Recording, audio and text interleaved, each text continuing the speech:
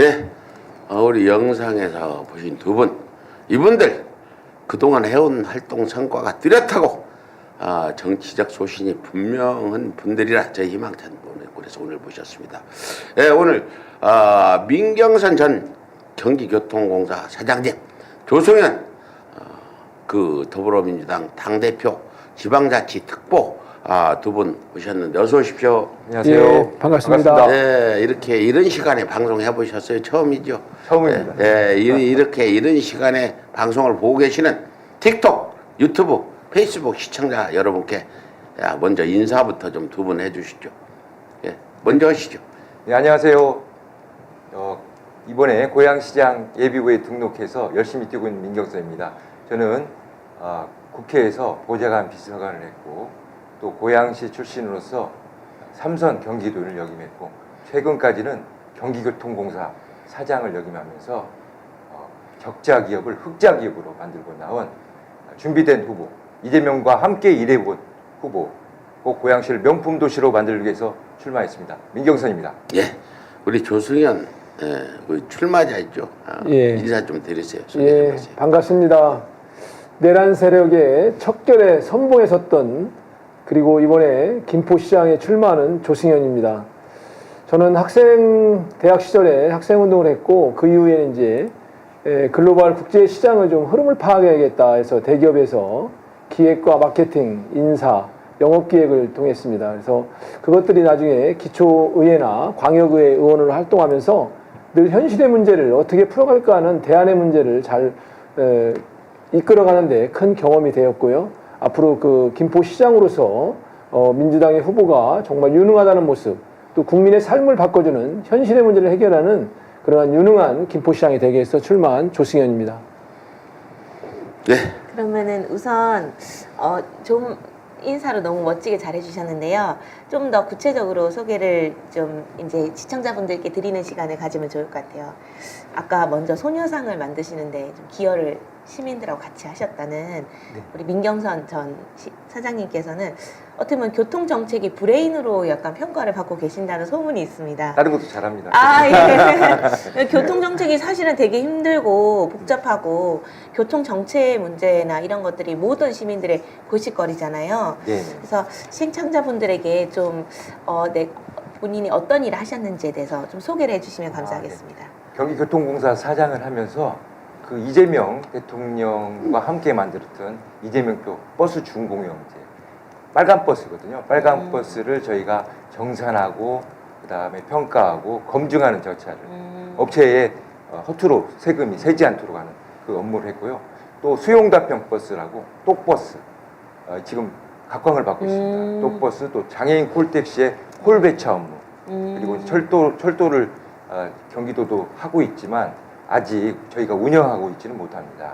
다른 기관, 서울교통공사나 다른 기관이 위탁하고 있는데 경기도민의 교통복지, 교통정책을 하기 위해서는 경기교통공사 철도에 투자해야 된다 해서 지금 준비를 하고 있습니다. 그 당시가 이재명 대통령이 경기도 지사 시절에 경기교통 사장님 하셨습니까? 아닙니다. 지사 시절에는 제가 삼선 경기도의원이었고 그 당시에 후에 이재명 대통령이 경기도지사를 떠난 후에 그때 했다는 거죠? 네, 그렇습니다. 네. 그리고 조승현 특별부자장님. 예. 네.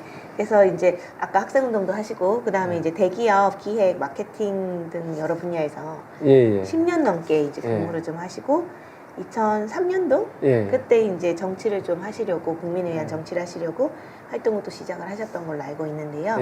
또 좀 소개해 주시면 너무 감사할 것 같습니다. 한 12년 정도 기업에서 이제 그 생활하고요. 2003년에 나와가지고 사실 플랫폼 그 기업을 창업을 했어요. 그래서 이제 청년들하고 함께 하다가 제가 김포에 정착을 했는데 김포가 그때 강화도하고 비슷하게 보수세가 굉장히 뚜렷하게 강했어요. 그래서 그렇죠. 김포도 접경 지역이라. 이 밭을 좀 바꿔야겠다. 그래서 그 당시에 이제 열린우리당이 창당할 때였어요. 노무현 대통령이 당선되시고서 그때 이제 청년위원장으로서 활동을 하면서 그러면 바꿀 때 어떻게 바꿔야 되냐. 중앙 이슈는 이슈대로 국회의원들이 할 거고 지역의 문제는 약간 다르더라고요. 그래서 그때 시민 속으로 파고들어야겠다. 그러면 육아 문제, 교육 문제, 아까 우리 민경선 의원이 얘기했죠. 교통 문제, 이런 문제를 같이 고민하고 토론하는 그런 그 연대하고 그러면서 그 구조의 틀을 좀 바꿔야겠다. 그러면서 조직을 구성하고 그러면서 같이 생각했던 분들하고 함께 지역을 조금씩 바꿔나갔어요. 그래서 지금은 이제 굉장히 우리 진영한테 우호적인 도시로 많이 변한 건 사실이죠. 그러한 부분에서의 나름의 역할이 좀 있었다라는 게 제 청년 시절이었습니다. 예, 그렇죠.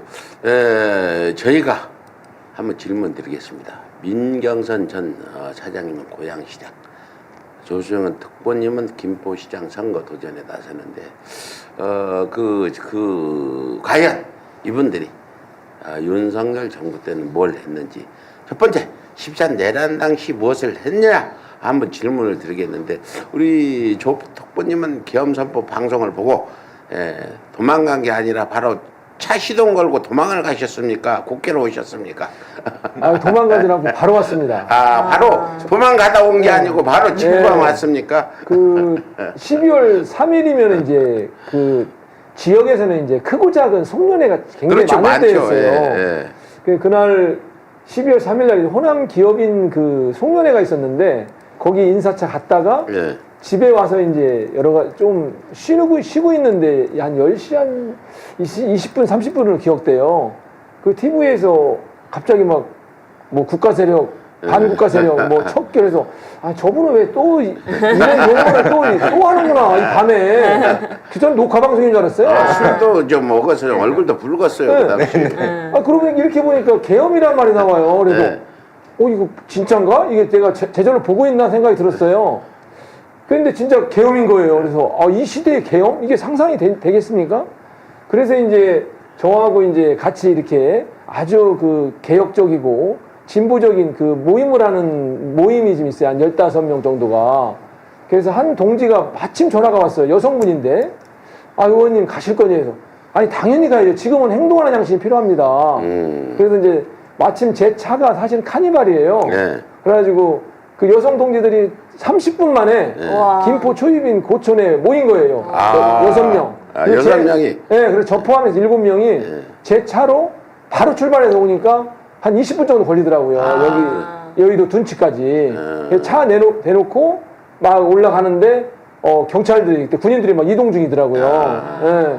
근데 그때 이제 저는 우리 지역위원회에다가 무슨 글을 썼냐면 제2의 광주가 될 수 없을 것이다. 모든 시민들이 다 기자고 시시각각 소통하는 이 시대에 이 네거시얼론만 몇몇 장악하면 됐던 80년 광주의 아픔과 다를 것이다.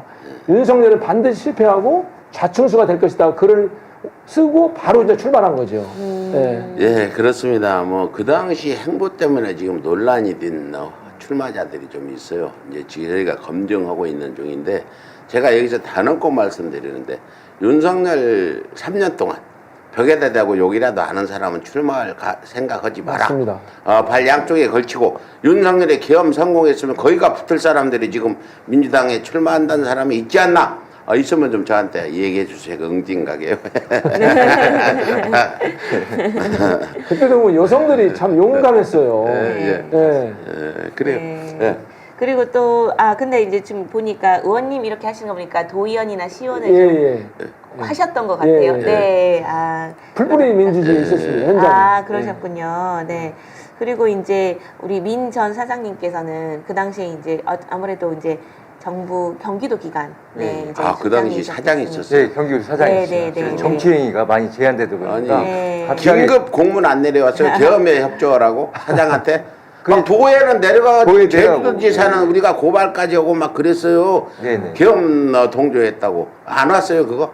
아니 이제 그걸 언론을 통해서 들었고 그래서 제가 긴급 상황이다. 그래서 정말 뜬 눈으로 밤새우면서 또 지인들한테 전화하고 국회로 좀 갔으면 좋겠다 하고 그 직원들은 비상대기 해라. 그리고 왜냐면 교통 상황을 이후에 바로 대처를 해야 되는데 뜬 눈으로 밤을 새웠습니다. 그리고 그 다음에 똑버스를 비롯해서 시내버스, 마을버스가 정상 운항될 수 있도록 비상 체계를 갖추고 대처를 했습니다. 그러셨군요. 그러면 근데 그 윤석열 정부 기간에 아무래도 경기도 출연 기간이다 보니까 좀 탄압을 받으신 게 조금 있으실까요? 황당했습니다. 제가 윤석열이라면 지금 자다가도 벌떡 일어납니다. 왜냐하면 두 차례 취업 불승인을 했어요. 취업 불승인은 뭐냐면 정부의 공직자 윤리위원회가 있는데 민경선은 경기교통부 사장으로 자격이 없다라고 불승이 난 겁니다. 그래서 아. 제가 행정소송을 쫓겨나지 제기해서 않았어요? 아니 그래서 제가 쫓겨날 뻔했죠. 쫓겨날 뻔했죠. 그런데 취업 불승인에 서 행정소송을 해서 네. 2003년에 1차 승소를 했습니다. 어. 그러면 항소를 해야 되는데 항소를 안 하고 재판 결과가 재량권을 엄청나게 남용했다라고 하니까 아. 본인들이 그 갖고는 이길 수 없으니까 다시 그 결격 사유를 또 찾아갖고 전문성이 없다라고 해서 아. 2차로 또 취업 불승에서 1심을 2번 했습니다. 그래갖고 2025년 2월 달에 다시 승소해서 아. 명예를 회복했습니다. 지금 지난한 과정 속에서 정말 힘들었어요. 그래서 마음 고생이 진짜 많으셨습니다. 이재명 대통령님의 그 네. 정치 검찰의 탄압을 조금이나 이해할 수 있었다. 네. 그래요. 뭐 이번 지방선거는 내란을 청신하고 내란 세력을 심판하는 선거가 돼야 되는데 지금 뭐 제사보다 제밥에 신경 많이 쓰는 사람이 많은 것 같아요. 내란 청산 이야기라든지 뭐 등등 사법개혁 또 이재명 대통령이 고심하고 있는 지금 요즘 글을 며칠 안 올렸는데 부동산 네. 투기를 잡겠다는 대통령의 의지 이런 데 대해서도 지금 출마자들이 그걸 공약으로 얘기했던 그 어떤 유권자 설득에 나서야 되는데 그런 것들을 안고 있는데 두 분께서는 6.3 지선 저는 내란 청산만 열심히 하면 압승할 거라고 보는데 왜 내란 청산 선거가 되어야 하는 이유 두 분들 내란 청산 선거 공감하시는지 그럼 왜 공감하는지 좀 먼저 말씀해 주세요. 예. 그 지금 이제 중앙 권력은 우리가 그 내란 세력으로부터 교체가 됐는데 완전한 정권 교체는 지방선거의 승리라고 보는 겁니다.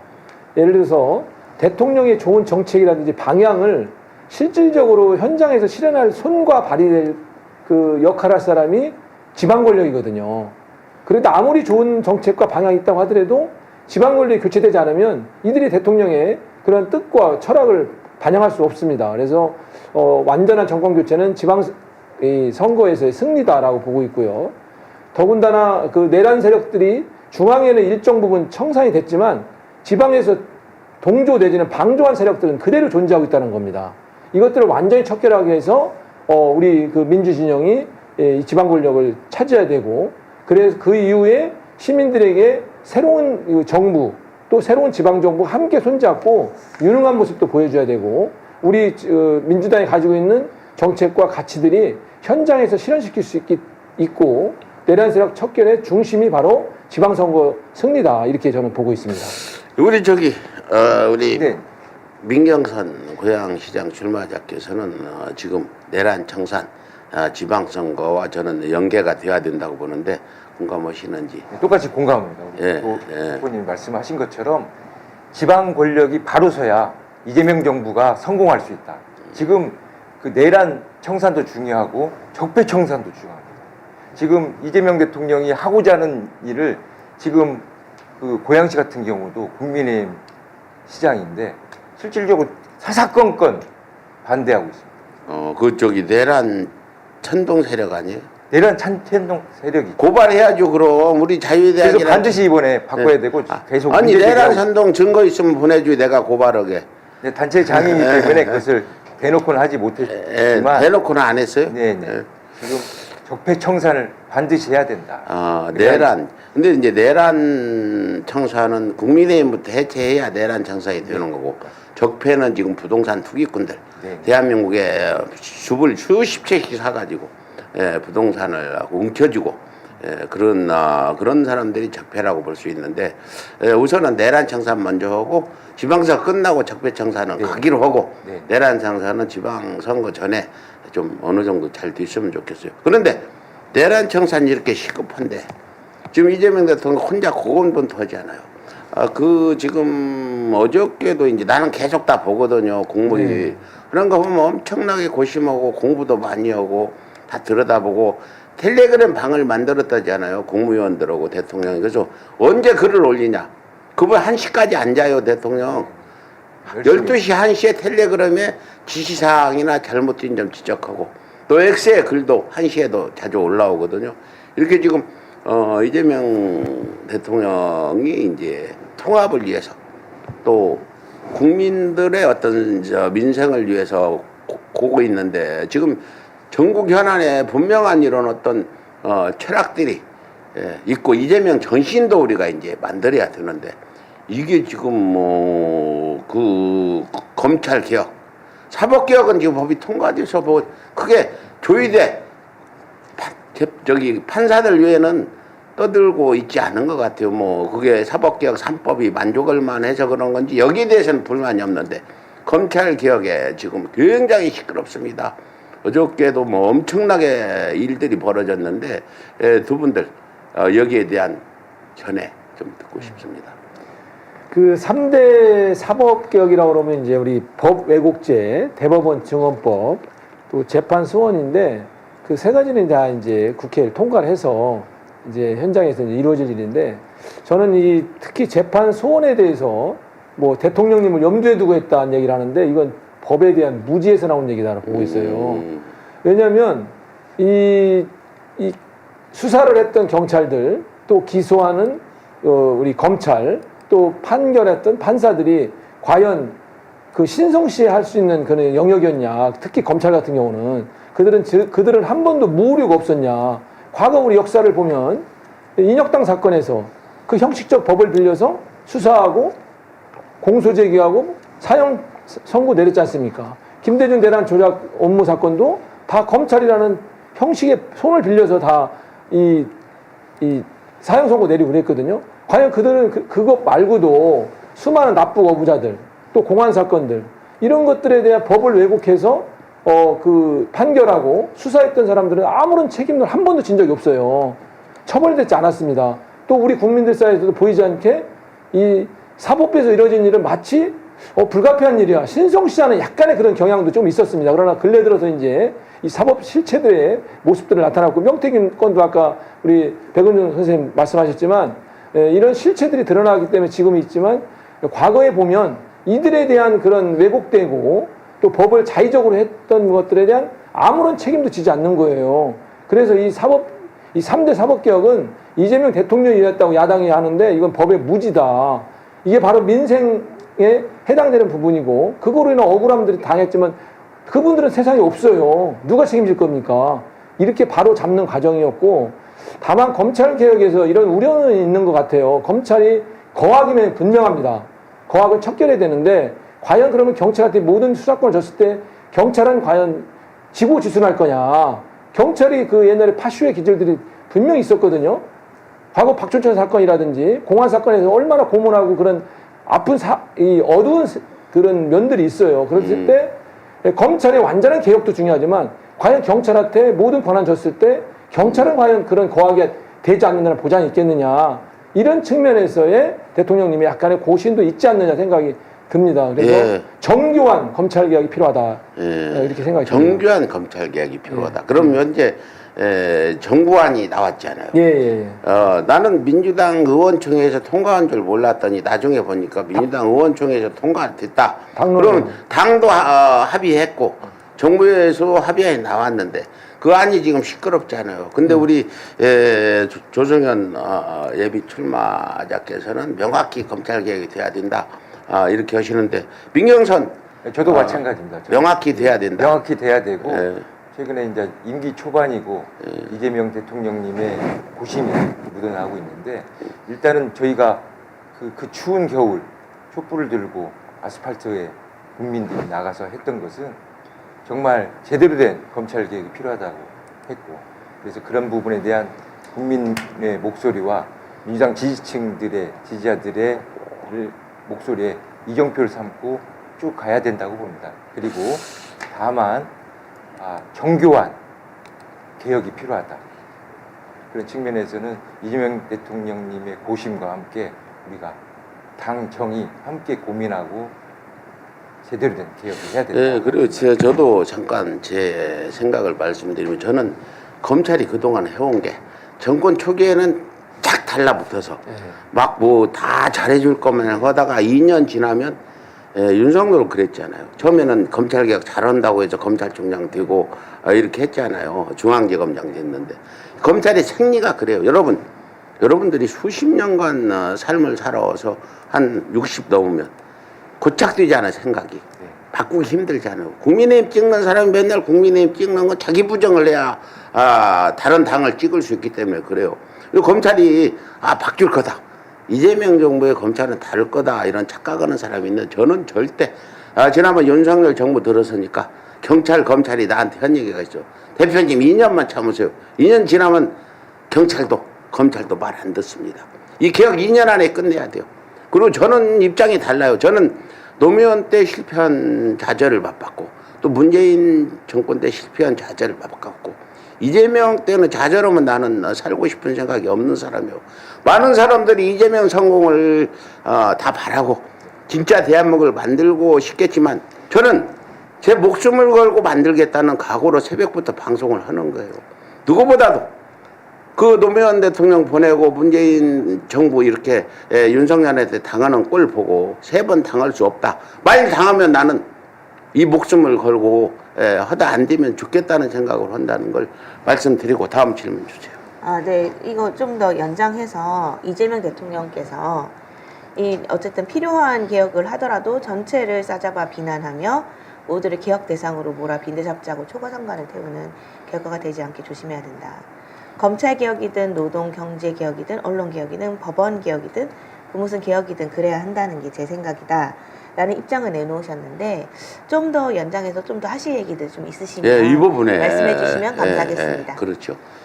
초과장관 그러니까 정교한 예. 외과 수술이 이제 도려내거나 뭐 해야 되는데 전체를 죽여서는 안 된다 이런 말씀이신 것 같습니다. 그래서 제대로 된 개혁을 촘촘히 세부적으로 해야 된다라는 뜻으로 저는 받아들이고 일단 노무현 대통령의 서거를 보고 우리가 목도래 있지 않습니까? 다시는 이런 일이 벌어지지 않도록 우리가 제대로 된 개혁을 해야 된다라는 뜻으로 받아들이고 있습니다. 근데 제가 추가로 이 질문을 이제 제가 하나 더 덧붙여서 질문 드리겠습니다. 저는 대통령이 되면 맨 꼭대기 정상에 올라가 있잖아요. 근데 우리는 지금 올라가면서 하늘만 보이기 때문에 전체를 못 보잖아.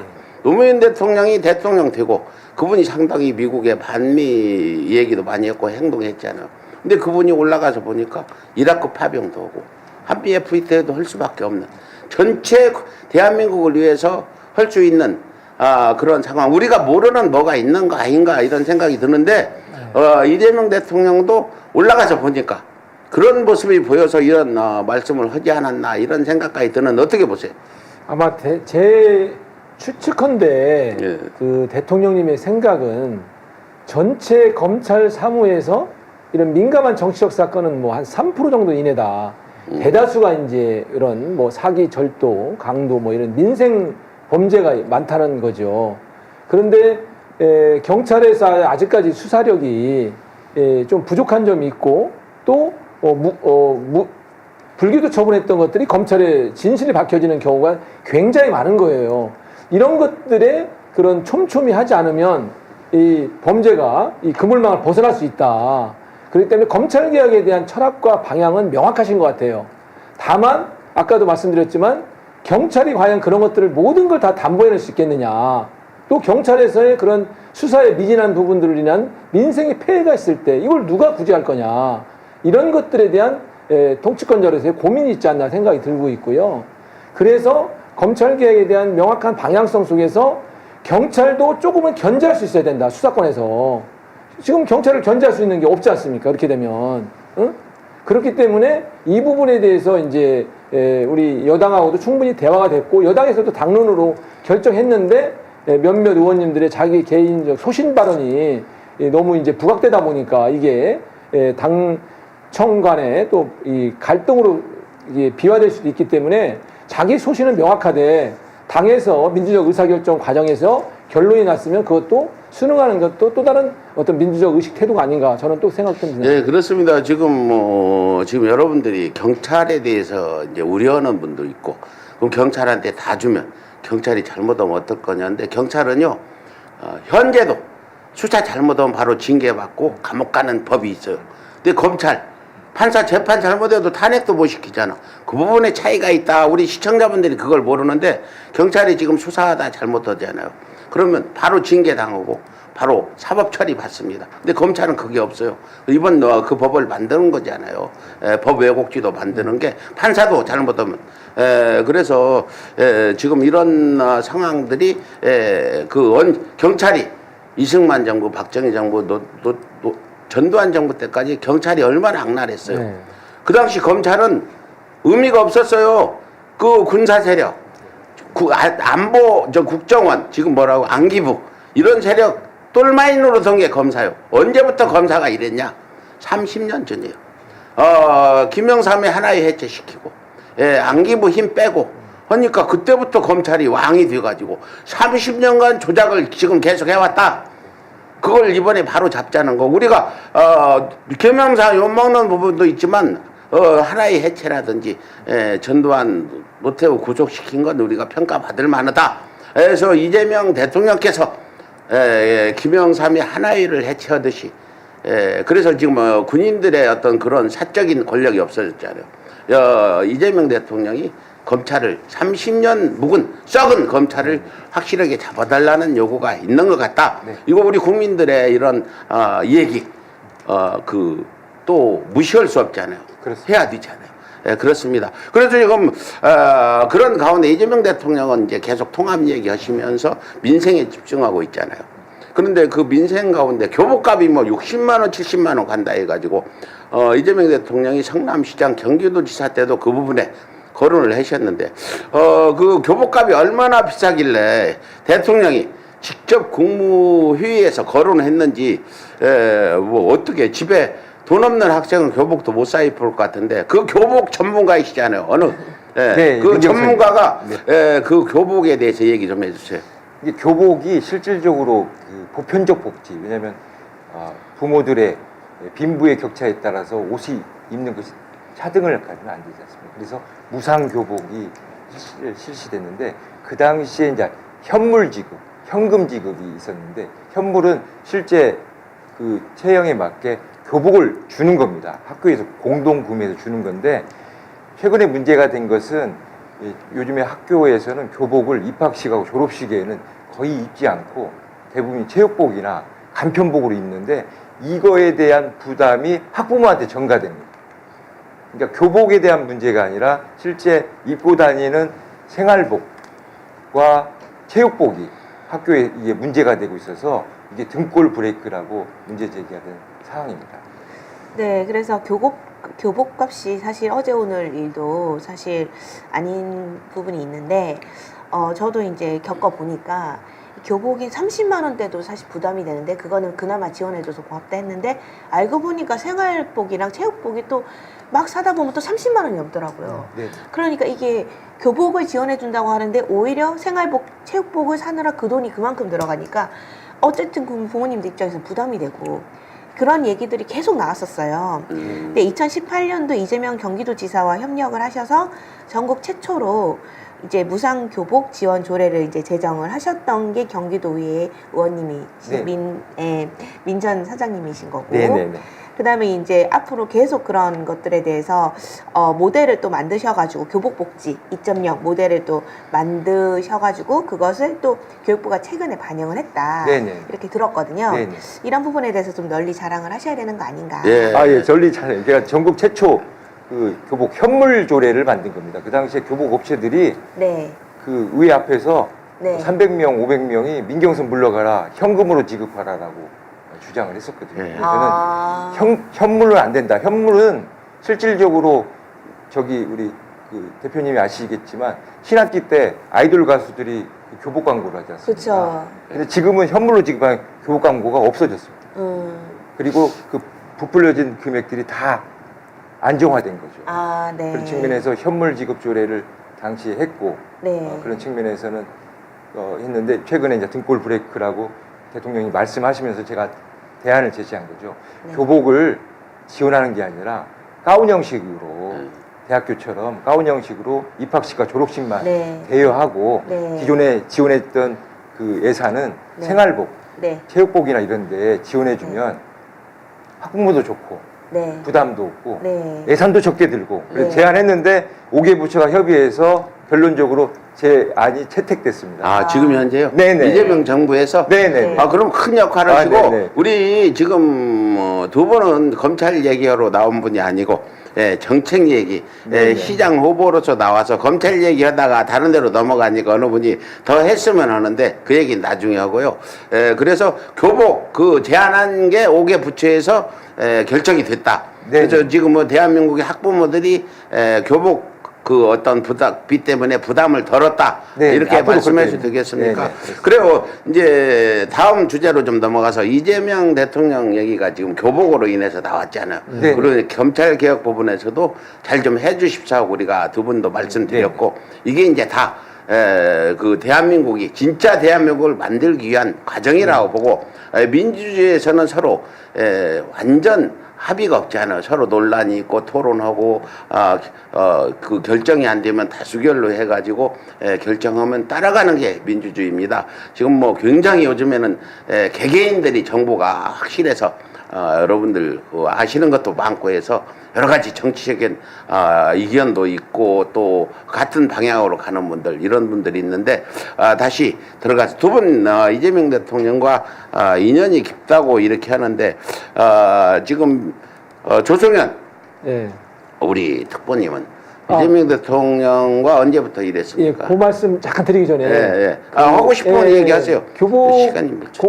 공공성 강화를 위해서 우리 제도권 내에서 민경선 의원님이 그때 경기도 앞장설 때 그 역할을 많이 하셨어요. 근데 그 전신으로는 사실은 2009년도에 메이저 이제 그 교복 업체인 스마트나 엘리트 업체들이 폭리를 취해서 이 반값 교복을 좀 이 시대를 열어야겠다. 너무나 폭리가 심하니까 그때 김포에서 처음으로 제가 그 운동을 했었어요. 그래서 그때 많은 이슈 메이커가 됐었습니다. 그때 보통 한 27만 원씩 됐어요. 그 당시에 2009년도도. 그래서 16만 원대까지 내렸거든요. 그 이후에 이제 제도권에서 또 반값 교복, 무상 교복. 그래서 지금은 이제 뭐 저희 늦둥이도 이제 이번에 중학교 들어갔는데 그 생활복하고 교복 한 번은 다 이제 무상으로 이제 지급하는 그런 시대를 열었던 게 사실은 김포의 역사였고 저의 또 개인적인 또 그 시기였습니다. 예. 네. 그 아까 주신 것 중에 이제 이재명 대통령님하고는 저는 이제 2006년도에 처음 뵀었어요. 그때는 변호사 시절이셨는데 이 정통이라고 해서 정동영을 사랑하는 모임이 지금 양주에 있는 그 딱따거리 연수원에서 1박 2일 연수가 있었는데 그때 이제 지금 그 정청래 대표님도 그때 오셨었어요. 그래서 그때 처음 뵀는데 굉장히 스마트하시고 본인이 가지고 있는 지방분권, 지방자치에 대한 철학도 갖고 계시더라고요, 그 당시에. 그리고 앞으로 그 김대중 대통령이 어렵게 열었던 지방자치 시대가 대한민국을 먹여 살 것이다. 그리고 대한민국을 변화하는데 지방의 그런 역할들이 중요하고 인재들이 많이 지방에 좀 뿌리내렸으면 좋겠다. 이런 말씀이 그때 밤새 얘기했던 게 기억이 좀 생생하고요. 2017년도에는 제가 경기 도의원 시절인데 그때 민 의원님도 계실 때예요. 그 강릉에서 우리 도의원들 연찬회 하는데 오셨었어요. 오셔가지고 늦게까지 계시다가 아마 3, 4시에 출발하신 걸로 알고 있는데 그때 이제 지방 예산에 대해서 이렇게 분석을 좀 하셔서 말씀을 하시더라고요. 여러분들 이렇게 좀 하셔라. 예를 들어서.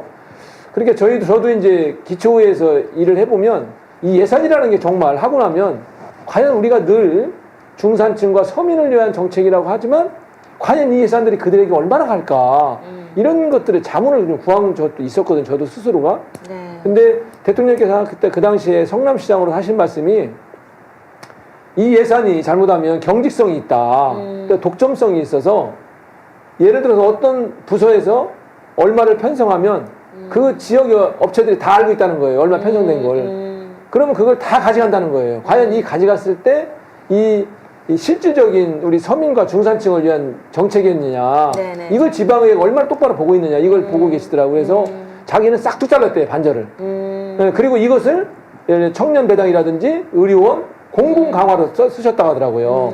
그러면 관료들은 이거 큰일 납니다. 난리 난다고 그런다는 거예요. 그러면 예비비 갖다 써라 그랬더래요. 예비비 갖다. 이게 예산이라는 게 매년 들어요. 절대 줄지 않습니다. 네. 그러니까 거기에는 약간 허수가 있다라는 거예요. 그래서 네. 재정을 명확히 보고 계시는구나. 네. 특히 이제 우리 당 그 지자체장들이 대개 보면 이 조직 대한 메커니즘 이해, 네. 또 재정에 대한 좀 약한 부분이 있어요. 네. 관료들은 그걸 20, 30년 동안 관행적으로 해오지 않습니까? 네, 그 네. 논리가 다 논리라고 하기도 뭐하지만 아주 자기들의 그 설득력 있는 것들이 있어요. 네. 그래서 시장이 되기 전에, 단체장이 되기 전에 이 방향성을 명확히 갖고 가지 않으면 이 관료들의 손에 놀아나요. 그만큼 그렇죠. 정교해요, 그분들이 접근할 때. 네. 그래요. 지금 이재명 대통령 요즘에 이제 그 당시 이제 이렇게 조금 시장에서 도지사, 대통령까지 왔잖아요. 그동안에 쌓은 행정 경험. 근데 다른 사람들은 공부를 안 하는 것 같아요. 이재명 대통령 엄청나게 공부하는 것 같죠. 예, 원래 다 할 수는 없잖아요. 자기 네. 전문 분야 외에는. 계속 공부를 하면서 국무위에서 질의하고 하는 건 국무위에 올라오는 보고서도 다 보고 다 하는 것 같은 그런 보는데 지금 이제 이재명 대통령이 그 당시도 탁월했다. 네. 행정 능력이 탁월했다는 얘기를 지금 우리 조특보님 해주시는데 이번 지방선거 그 내란 청산 아까는 얘기했고 내란 청산은 과연 이재명 정부 성공 진짜 대한민국을 만들어서 그 지금 비서실장이 강원식 비서실장이요. 국회의원이 있었잖아요. 3선인가 2선 했죠. 예. 그분이 한 얘기가 나는 귀에 쟁쟁해요. 나는 그분 생각하고 나도 똑같거든요. 왜 내가 국회의원을 그만두고 대통령 비서실장 갔냐. 성공한 대통령 하나 만들어 보려고. 그 얘기 초반에 했거든요. 그래서 대한민국의 성공한 대통령이 하나 나와야 대한민국이 제대로 간다는 그 강원식 비서실장 얘기가 나도 그걸 지금도 그 얘기는 잊어지지가 않아요. 나도 그걸 한번 만들어 보려고 이렇게 하고 있는 거고 지금 성공한 대통령들이 없기 때문에 그런데 이재명 성공에 기여할 능력 있는 인사들이 지금 서울시장도 되고 부산시장도 되고 대구시장도 됐으면 좋겠는데 여러분 두 분들도 출마할 후보들이잖아요. 그래서 그런 어떤 검증은 과거를 보고 현재를 판단하고 미래를 예측한다고 하잖아. 두 분이 과거에 그런 능력들이 있는 건지 우리 저 민천 사장님부터 좀 스스로 어필 좀 해보십시오. 네, 저는 이재명 대통령과 뭐 정동영 통하는 사람을 정통 때도 만났지만 이재명 지사님이 있을 때 제가 3선 경기도민이었습니다. 당시 아까 교복도 함께 만들었고 두 번째는 지금 서울에 버스 준공영제가 문제가 많지 않습니까? 최근에도 오른 파업 문제 때문에 버스가 오네 안 오네 이런 문제가 있었는데 그 당시에 남경필 지사가 제가 재선할 때 버스 준공영제 서울형을 그대로 답습하는 철진한 무늬만 버스 준공영제 그 준공영제를 추진했습니다. 제가 반대하면서 그 당시에 성남시장 했던 이재명 대통령님이 김용 부원장 통해서 저한테 전화를 주셔갖고 반대하는 그 목소리에 동참하겠다 그래서 공동 전선을 했습니다. 그래서 그 반대해서 그 당시에 그 남경필 지사가 그 버스 준공에 추진했는데 반쪽짜리를 출마합니다. 성남시를 비롯해서 많은 지자체의 민주당 시장들이 저에 동참하면서 반대하고 제가 인수위에 들어가서 노선 입찰형 준공영제라고 이재명표 노선 입찰형 준공영제를 만들었습니다. 그 뭐냐면 서울형은 노선버스에 대해서 노선권을 인정하는 재산권을 인정하고 시작하니까 행정력이 미치지 않는 거예요. 그런데 이재명 대통령은 그 당시에 지사님은 결단을 내죠. 노선 입찰형. 그러니까 한정면으로 너 5년 일해봐. 잘하면 재입찰해서 4년이냐. 그리고 9년 지나면 재입찰. 무조건 재입찰이라는 거예요. 재산권을 인정하지 않는 거예요. 이재명 대통령이 지사할 때 파업이 한 번도 없었습니다. 그래서 지금 어저께인가 국무위에서 보니까요 이재명 대통령이 그 정부 기관의 계약직들 이런 것들을 전부 해소해라. 뭐 29일 되면 해. 저기 안 주려고 해. 뭐 저기 했다가 다시 재계약하는 이런 관행을 없애라야 했는데 그게 제대로 안 된 걸 봤나 봐요. 그리고 지금 그 노동부 장관이 저기 기관사 출신이잖아요. 김 누구죠? 그분한테 왜 그렇게 안 되냐 하니까 그분도 막 김영원 노동부 장관이 나도 그거 안 되는 거 이해가 안 된다. 이제 안 되는데 제가 직접 찾아가겠다 하니까 내가 장관이 잘 안 하는 줄 알았더니 장관도 하려고 하는데 일선 기관들이 몰라서 못했다고 이런 변명을 한다 이런 이 얘기를 했어요. 그 정부 기관의 이런 계약직들 이분들이 해고당하고 이런 걸 막기 위해서 지금 노력한다. 이 방송 보시는 계약직으로 일하는 분들은 그 점 어제 국무회의 안 봤으면 모를 거예요. 그것까지 신경을 쓰고 있다 말씀드리면서 이재명 예. 대통령의 결단이 있습니다. 우리 조특분님 천출직을 나오려면 예. 자기 PR을 해야 돼. 예. 이 마음속에 아무리 좋은 게 있어도 그좀 해보세요 한번. 저는 이제 이 지방자치단체장은 이 만환경으로 네. 멀리 볼 줄도 알아야 되고 현미경으로 자세히 볼 줄도 알아야 된다. 이 두 가지를 갖고 있어야 된다는 거고요. 그리고 이제 기초가 좀 튼튼해야 된다. 특히 재정 문제에 대해서 튼튼하지 않으면 관료들한테 휘둘릴 수가 있어요. 그렇죠. 예산 편성 단계부터. 네네. 그래서 이런 것들이 굉장히 중요한 부분이고, 저는 이제 김포에 그 골드라인 문제가 됐을 때 골병라인이라는 돼 있는데 제가 제 시의원 시절에 그게 이루어졌던 거예요. 제가 지금 시의회 그 영상에도 나와 있지만 두량을 해서는 안 된다고 제가 눈물을 흘리면서 처절하게 외칩니다. 예. 그때 제가 이제 철도 문제에 대해서 공부를 좀 꽤 많이 했는데, 제가 그 당시에도 11만 명이 탈 수밖에 없는데 그걸 승차하지 못하면 이 도시철도의 기능이 없다. 근데 그 당시에 시장이 두량을 고집하시더라고요. 그래서 제가 그랬어요. 도로는 예산이 들어서 그렇지 조금 인구가 늘어나면 옆으로 확장할 수 있다. 그러나 철도는 한번 플랫폼을 두량으로 해놓으면 절대 불가능하다, 개조가. 근데 그때 조금 더 좀 제 의견을 받아들였으면 좋은데 철도 전문가라는 분들이 그렇게 전문가답지 않더라고요. 두량이면 충분하대요. 45,000배 안 탄다는 거예요. 근데 결과적으로 지금 11만이 타요. 그러니까요. 예. 그때 제가 조금은 이게 이제 하나의 이 리더자는 특히 통찰력과 안목이 있어야 되지 않습니까? 이 인구가 어떻게 늘어날 건고? 그때 그 당시에 어떤 문제가 있었냐면 관료들이 그래요. 2030년에 김포는 70만 도시가 된다. 그렇게 도시계획을 얘기를 하면서 두량이 필요해. 수요가 없다고. 네. 그럼 당신들이 70만을 얘기했지 않냐. 그럼 70만 도시를 대비하려면 어떻게 두량으로 가냐. 지금 수요로 보는 건 아니라 철도라는 게 100년, 200년 역사를 보고 하는 거지 네. 당장 1, 2년을 보고 하는 게 아니지 않습니까? 그때 그걸 막으려고 처절하게 했지만 결론은 의원은 의사결정권자가 아니기 때문에 막지 그쵸. 못하는 거. 그쵸. 그래서 그때 의원을 한 사람으로서 아주 무기력함을 느꼈고요. 네. 제가 경기도의원 시절에는 이제 우리 여기 민 의원님 계시지만 경기도가 아주대 중증외상센터에 200억을 지원했어요. 네. 그래서 제가 이 문제점을 왜 파악했냐면 그 당시에 이국종 교수님이 끝까지 탈바지 않고 이 문제를 파헤칠 사람이 누구냐 그러더니 조승현을 소개했대요. 그 당시에 200억이 뭐냐면 중증외상센터를 위한 헬기장과 하나의 병실 베드를 만드는 거거든요. 근데 이분들이 웃기게 아주대가 통으로 장례식장하고 중증외상센터 통으로 그냥 발주해버려요. 그럼 200억은 장례식장으로 간지 중증외상센터에 건립한 건지는 혼합돼 버렸단 말이에요.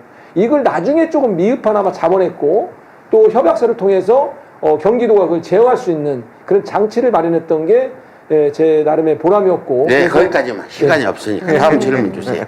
네. 그래서 이제 조금 이 얘기를 좀 해야 될 것 같아요. 교통 얘기로 넘어가야 될 것 같습니다. 그래서 이제 방금 지하철 그 이량 얘기도 두량이죠. 두량 얘기도 좀 하셨는데 저는 이제 좀 오세훈 시장 얘기를 안 할 수가 없을 것 같아요.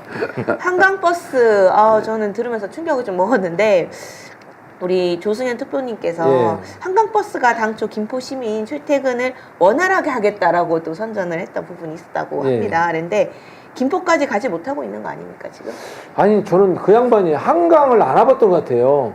김포에는 한강 이 수상버스요 오지를 못해요. 수중부가 있어서 수중부를 철거해서 저 어디야 수중부 철거 물 다 빠져버려요. 그거 하는 거예요. 그냥 상식이 없는 얘기를 하는 겁니다. 아니 그래서 오세훈이가 5살이라고. 이런 분이 어떻게 이 특별시에 시장이 됐는지 정말 안타깝고 한심스럽다. 수중부 자체가 있기 때문에 거기를 넘어갈 수가 없어요. 배가 이동이 안 돼요.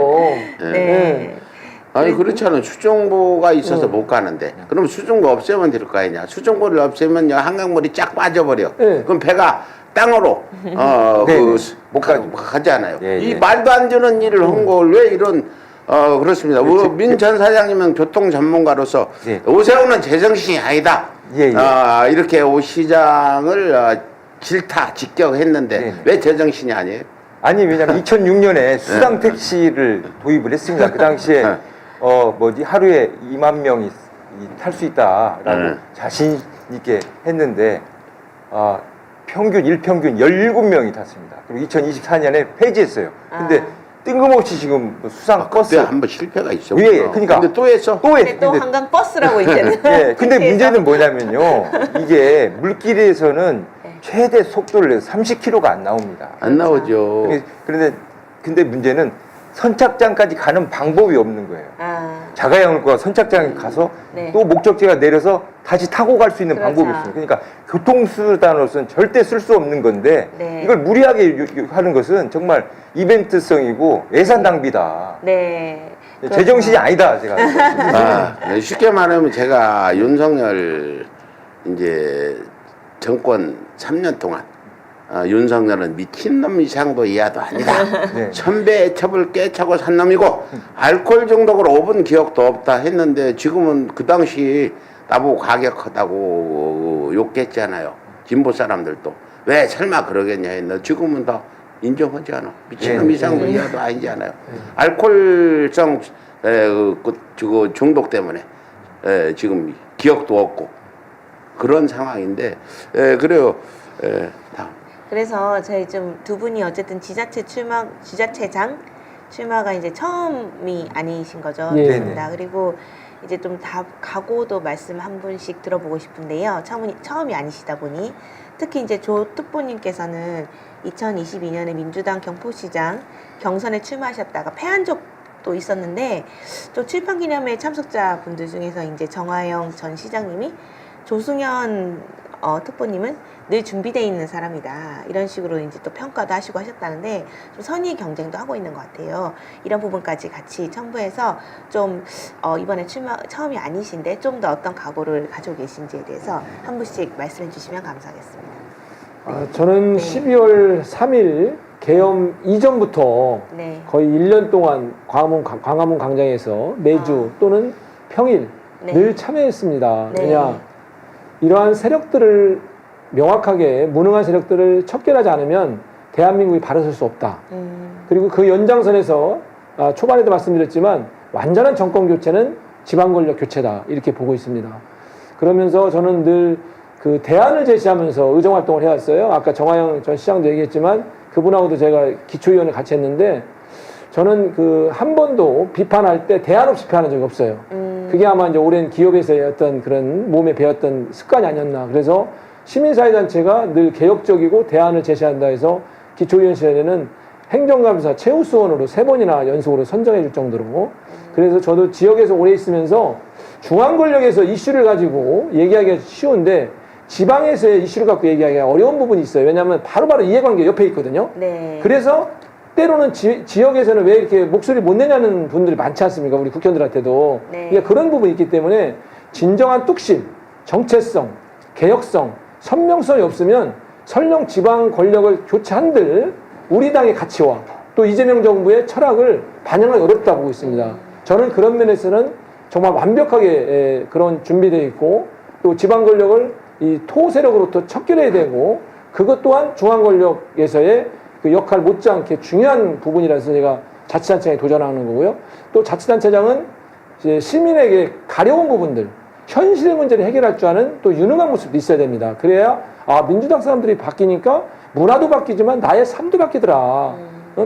피부에 와닿는 정책들이 바로 지방 정치를 통해서 이루어지거든요. 예, 그래서 그런 모습들을 우리 이 지역에서 보여주고 우리 시민들에게 함께 새로운 역사를 만드는데 그 역할을 하고자 제가 출마하는 겁니다. 우리 민경선 출마자님께서 이 그동안에 공개하는 내면에만 감춰놨던 그런 것들 좀 털어놓으세요. 뭐가 나는 장점이고 뭘 잘할 수 있다는 능력을 좀 저도 지난 말씀해 지방선거에 주세요. 네. 도전해서 경선에서 2등 했습니다. 아까 본선에 못 나갔는데 다시 재도전하는 겁니다. 근데 고양시는 실제로 과감한 투자와 과감한 그 혁신이 필요합니다. 왜냐하면 지금 베드타운이고 일자리가 없어서 다 서울로 출퇴근하고 교통 문제, 일자리 문제가 심각하고 지금 일산 신도시 같은 경우는 그 학교가 사람이 많았던 학생들이 많았는데 지금 두 학급을 못 만들 정도로 청년이 다 떠난 도시가 됐습니다. 그래서 정말 지금 골든타임이다. 이 골든타임을 누가 과단성 있게 할 수 있느냐? 민경선은 이재명처럼 했던 사람입니다. 이재명처럼 일했던 사람. 과단성 있게 추진할 수 있고 경기교통공사를 만성 적자인 것을 흑자 기업으로 만들고 또 혁신하고 우수한 공공기관으로 평가를 받았던 검증된 일꾼. 그리고 28살 때 제가 민주당의 전신 새정치국민회의에 입당을 해서 어려울 때나 힘들 때나 눈물 흘릴 때나 민주당과 함께 했던 사람입니다. 정통성 있는 사람, 정무 능력, 정치력 모든 것을 갖췄다. 준비된 후보다. 고양시를 확 바꿔서 명품 도시로 만들겠다는 자신감이 있습니다. 근데 고양시 지금 시장이 국민의힘 출신이에요, 민주당 출신? 국민의힘입니다. 다 김포도 그렇고 다 국민의힘. 김포도. 예. 지난번에 제가 2등 했는데 1등 했으면 제가 본선에서 준치했을 텐데 아깝게. 그렇군요. 그래요. 두 분 이 얘기 잘 들어봤는데 지난 지방선거 때는 윤석열이 대통령 되고 바로 취임하고 6월 달에 했잖아요. 그래가지고 네, 윤석열 검증도 안 되고 그 당시 윤석열 찍은 사람들이 다시 찍어줘가지고 뭐 박빙으로들 많이 드실 거예요. 수도권에서는. 이번에는 여러분들이 잘 해주시기 바라면서 지금 김포도 고향도 지금 민주당 후보들 여럿 나왔잖아요. 적어야 5명이고 어떤 데 15명까지 나온 데도 있는데 본선보다 지금 치열한 경선이 진행 중이에요. 그래서 여러분들이 이제 경선에서는 권리당원들 권리당은 마음을 사야 되잖아요. 권리당원이 상당히 비중이 크니까 그래서 이런 어떤 권리당원을 향해서 타 예비 후보들보다 확연히 차별화된 자신만의 강점 또 과연 지금 이재명 정부가 이재명 대통령이 추진하고 있는 여러 가지 정책들 아까 얘기했던 교복 정책부터 시작해서 적은 거 큰 거는 부동산 투기 잡는 거 이런 민생을 위해서 어떻게 할 건지 또 고향 김포는 접경 지역에 있는 거라 과연 어떤 이런 그 평화를 지키는 부분까지 시장들이 신경을 써야 될 부분인데 이재명 리더십을 여러분들이 같이 어떻게 구현할 건지 묻는다면 어떻게 대답하시겠어요? 먼저 좀 해주세요. 예, 저는 이재명 대통령의 그 정책과 방향을 누구보다도 이해하고 있고요.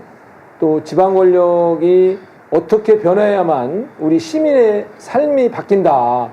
그랬을 때 대통령님에 대한 지지도도 지속된다고 보고 있습니다. 지금은까지는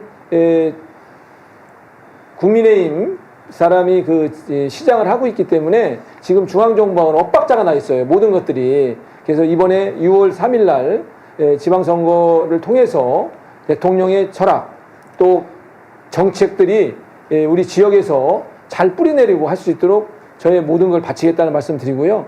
또 이 지방선거에서 나오는 그 단체장들은 긴 안목이 좀 있어야 되고 통찰력이 있어야 됩니다. 우선 당장 그런 관리하는 시스템을 갖는 게 아니라 경영의 시스템 마인드를 가져야 된다. 그 경영을 하기 위해서는 지금까지 보였던 공무원들하고 그 논리를 따라가는 게 아니라 새로운 길, 새로운 정책을 만들어내는 게 가장 중요한 그런 포인트가 아닌가 생각이 듭니다. 예. 그리고 우리 민경선 네네. 여러 후보들이 있지만 뭐 이재명 대통령과 친하다, 안다, 좋아한다가 아니라 이재명 대통령과 일해본 사람, 검증된 일꾼이 필요하다. 고양시는 준비된 후보가 필요하고 연습하는 곳이 아닙니다. 골든타임입니다. 이 시기를 놓치면 고양시가 과단성 있게 투자하지 못하면 이대로 머무를 수밖에 없습니다. 그래서 저는 검증된 일꾼이고 그런 측면에서 권리당원 여러분 많이 지원해 주시고 정통성을 갖고 있고 정치력, 정무력, 정책 능력이 검증된 민경선한테 응원해 주시고 지지했으면 좋겠습니다. 네, 그러면은 이상으로 마칠 때가 된 것 같은데요. 이제 우리 민주당원들에게 말씀해 주실 부분이나 이런 게 좀 더 있으시면은 얘기해 주시면 감사할 것 같습니다. 저는 저의 김포에서 우리 민주당은 저의 청춘이었고 저의 인생의 전부였습니다. 아마 권리당원들도 어떻게 후보 중에 얼마나 민주당의 맥을 같이 갖고 살아왔느냐 또 12.3 그 내란 사태 때 어떻게 대응했고 현장에서 어떤 모습을 보였느냐 이것들을 아마 보고 평가리라 보고 있습니다. 그리고 되는 사람의 어떤 술수가 아니라 되고 나서도 그런 민주당의 가치와 철학 또 아까도 말씀드렸지만 대통령님의 그런 개혁성들을 지방에서 확실하게 뿌리낼 후보가 누구냐 이것들을 선택해 주리라 보고 있고요.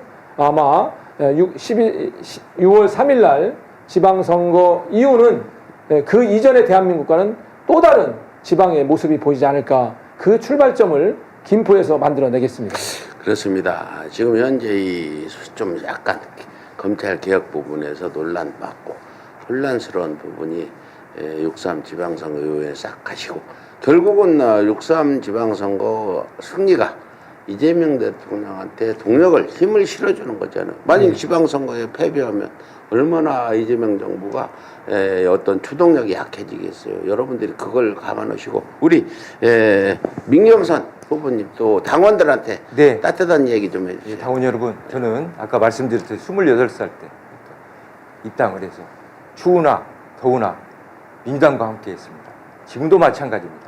저는 이재명 대통령처럼 일하겠습니다. 특히 국무회의를 공개하면서 정말 시장으로 좀 하면 될 거야. 저는 간부회의를 공개하겠습니다. 아, 그래요. 야. 당원들과 함께 고양시를 만들겠습니다. 혼자 만드는 게 아니라 함께 만들겠습니다. 그런 측면에서 민경선이 적임이라고 생각하고 네, 응원해 주시면 되겠습니다. 주권자가 시민인 만큼 시민들의 목소리를 귀담아 듣는 예. 시장으로 꼭 예. 되시기라고 믿게 예. 있습니다. 예. 지금 네, 마무리로 지금 정리하시면 될 것 같습니다. 지금 제 댓글 좀 하나. 네. 부산의 소리님 아까부터 댓글 많이 쓰시고 네. 우리 정대택 회장님도 잠 깼나 보네. 좀 더 주무시지. 서울의 소리에 정원호 서울시장 후보 출연을 요청한다. 네. 박주민 후보랑 왔다 갔는데 네. 그렇게 고 은하송님 모닝콜 오늘도 희망입니다 이렇게 썼고 또 김혜민 대표님 수고하십니다.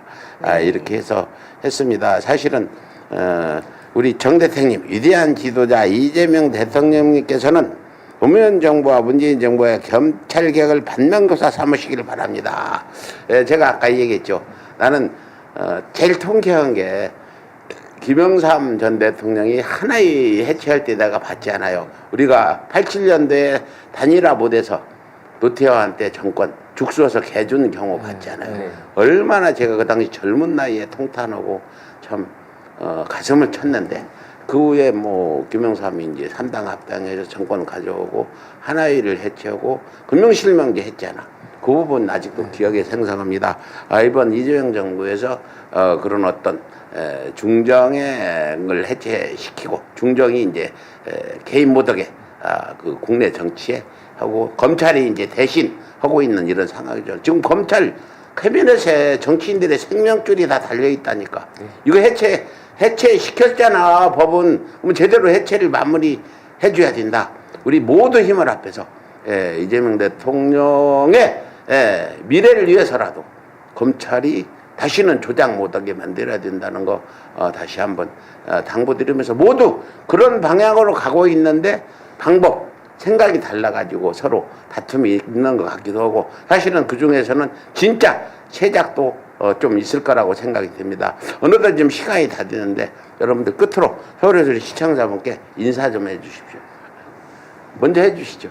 네, 소리 시청자 여러분 끝까지 청취해 주셔서 너무 감사합니다. 민경선, 민주당 경선에서 승리할 선수 민경선입니다. 꼭 기억해 주십시오. 네, 감사합니다.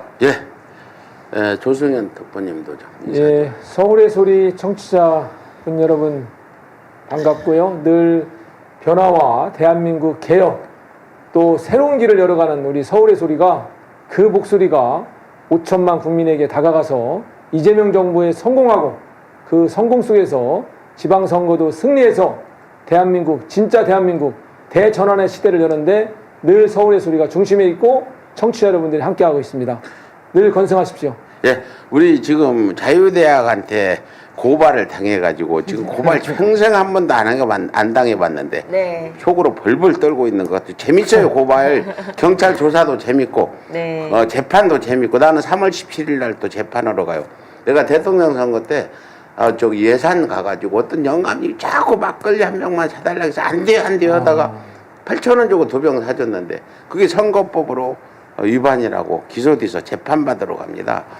지금 김영임 대표 네. 여러 가지 논란도 있고 여러 가지 지금 문제가 있고 또 고발도 당했는데 우리 김혜민 대표는 뭐 어떤 대표냐면 국민의힘 해체행동 상임대표예요. 네. 대단한 직함을 갖고 있죠. 국민의힘을 완벽하게 해체시킬 분이 여기 계시다. 기억해 주시고 한 말씀 하세요, 마지막으로. 아, 네. 전 이제 지금 주권자 국민들께서 이제 지금 바라시는 거는 국민주권 정부 플러스 해서 내란 청산이라고 생각합니다. 그리고 동시에 부동산에 대한 정상화 이런 것도 되게 원하신다고 생각을 하는데요. 이런 개혁 과제들을 우리가 같이 힘을 모아서 이뤄내고 그리고 국민의힘이 해체될 때까지 끝까지 싸우는 데는 우리 지방자치단체의 역할도 또 중요하지 않나 생각합니다. 그래서 여기 지자체장들이 꼭 되셔서 내란 청산을 다시는 리박스쿨 같은 이런 구구 집단들이 이런 청년들에게 침투돼서 이제 이런 반헌법적인 정신을 이렇게 막 유포시키는 그런 것들을 좀 하지 않도록 꼭 역할해 주시면 진심으로 감사하겠습니다. 네, 우리 김혜민 대표가 감옥 안 가는 길 어제 김기현 변호사가 매불쇼 나와 얘기했는데 아무리 검찰개혁 잘해봐도 무슨 짓을 해놔도 정권 뺏기면 저희들이 법도 바꾸면 될 거 아니야. 그래가지고 아무 소용없다. 우리 김혜민 대표가 감옥 안 가는 길은 정권 재창출을 하는 길이다. 마찬가지로 이재명 대통령이 TM에 어려움을 겪지 않는 노무현 대통령 같이 어려움을 겪지 않는 길은 정권 재창출이다. 이 5시 하는 방송이 긴장을 풀지 말라. 배수에 치르고 싸우자. 이 의미라는 거 두 분 처음 들으셨죠.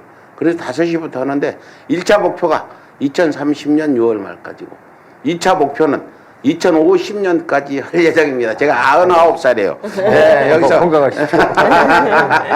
그 이후도 쭉 하셔야죠. 네, 계속 하셔야죠. 99살까지 그럼 5번 정권이 교체되는 상황이거든요. 2030년 아까 김기현 변호사 말이 나는 상당히 공감이 되는 부분인데 무슨 짓을 해놔도 저 내란 세력 국민의힘이 정권 잡으면 잡아먹을 사람 김혜민 대표 감옥 가는 거 확실하지 않냐 다시 말씀드리면서 2026년 3월 11일 수요일 초심 백운정의 희망찬 논체를 마칠 시간이 됐습니다. 오늘 매진말 이슈는 마지막 독도 주민 별세입니다. 마지막 독도 주민 김신열 선생이 지난 2일 영면에 들어갔습니다. 남편 김성도 씨와 함께 1960년대 후반부터 독도를 지켜왔죠. 각종 선거 때면 독도에서 거수투표에 대한민국이 독도를 시로 지배하는 단면을 보여준 산 증인입니다. 남편이 세상을 떠나려도 유일한 독도 주민으로 살아온 세월에 가슴이 뜨거워집니다.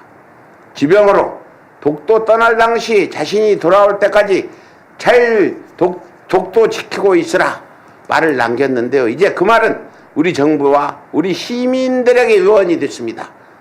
독도 잘 지켜야 되겠죠? 이제 김신열 선생 부부가 척박한 역사 속에서 독도를 지켜온 일을 어떻게 개성할 건지 고민할 때입니다. 더구나 김선열 씨는 과거 제주 해녀였습니다. 원도 한도 없는 자유로워진 영혼으로 독도 앞바다를 영유하시길 바라면서 명복을 빕니다. 더구나 지금 그 친일 매국 세력들이 독도가 한국 땅이라 할 수 없다고 주장하는 유석춘이, 김병헌이, 이용훈이, 그다음 그 자유대학 요즘 그런 매국 구구들이 주장하는 법입니다. 그 어디서 연유됐냐? 일베에서 나온 거고요. 여러분 잘 못 들으셨죠? 분명합니다. 독도가 한국 땅이라 할 수 없다. 위안부는 매춘보다 강제징용은 단 한 명도 강제로 안 갔다. 일제 침략은 우리 경제에 도움이 준 유익한 일이다. 이런 주장을 하는 세력들이 갈수록 늘어난다. 여러분들 명심하시고 이번 지자체 선거에 당선되시면 그 부분도 리박스쿨 문제도 좀 관심 가져주시기 바라면서 초심 백운정 명찬 모닝콜 오늘도 함께해 주셔서 감사합니다. 내일 아침 5시 더 좋은 소식으로 더 힘이 되는 이야기로 다시 인사드리겠습니다. 새벽 공기처럼 상쾌한 하루 희망이 넘치는 하루 보내시길 바랍니다. 자, 우리 주먹 쥐세요. 웃으면서 인사드리겠습니다. 하하하. 감사합니다. 안녕하세요. 네. 네.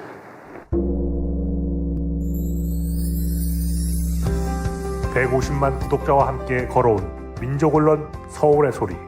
우리는 오늘 새로운 얼굴로, 새로운 마음으로 다시 출발합니다. 탄압과 내란의 혼란 속에서도 멈추지 않았던 이유.